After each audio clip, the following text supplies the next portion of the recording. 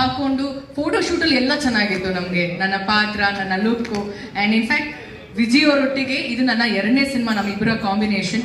ಒಂದು ಇದು ಜಾನಿ ಎಸ್ ಪಪ್ಪಾದಲ್ಲಿ ತುಂಬಾ ಗ್ಲಾಮರಸ್ ಆಗಿ ವೆರಿ ಕಮರ್ಷಿಯಲ್, ತುಂಬಾ ಹ್ಯೂಮರ್ ಇರುವಂತ ಒಂದು ಸಿನಿಮಾ. ಅದಾದ್ಮೇಲೆ ಲ್ಯಾಂಡ್ ಲಾರ್ಡ್ ನಮ್ಮಿಬ್ರನ್ನ ಫಸ್ಟ್ ನಾ ಫೋಟೋ ಶೂಟಲ್ಲಿ ನೋಡಿದಾಗ ಹಿ ವಾಸ್ ವೆರಿ ಥ್ರಿಲ್ಡ್. ತುಂಬಾನೇ ಖುಷಿ ಆಯ್ತು.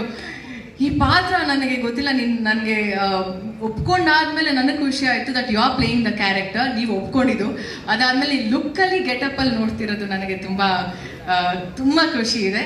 So welcome to our team ಅಂತ ನನಗೆ ತುಂಬ ಚೆನ್ನಾಗಿ ವೆಲ್ಕಮ್ ಮಾಡಿದ್ರು. And Ritanya, welcome to our industry.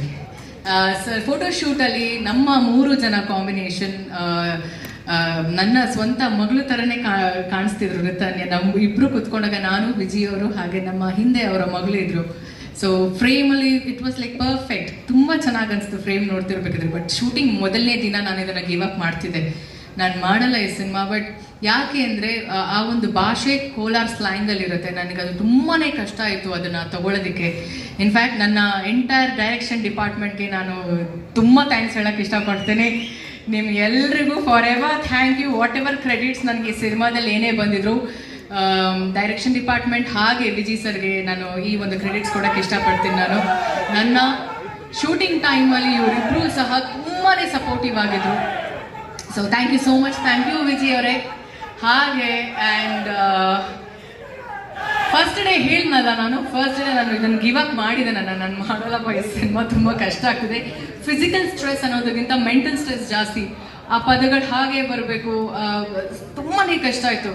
But 2ನೇ ದಿನಕ್ಕೆ ನಾನು ಅನಿಸ್ತು, ನನಗೆ ಒಬ್ಬ ಕಲಾವಿದೆ ಆಗಿ ಪ್ರತಿಯೊಂದು ಪಾತ್ರನೂ ಚಾಲೆಂಜಿಂಗ್ ಆಗಿ ತಗೊಳ್ಳೇಬೇಕಾಗತ್ತೆ.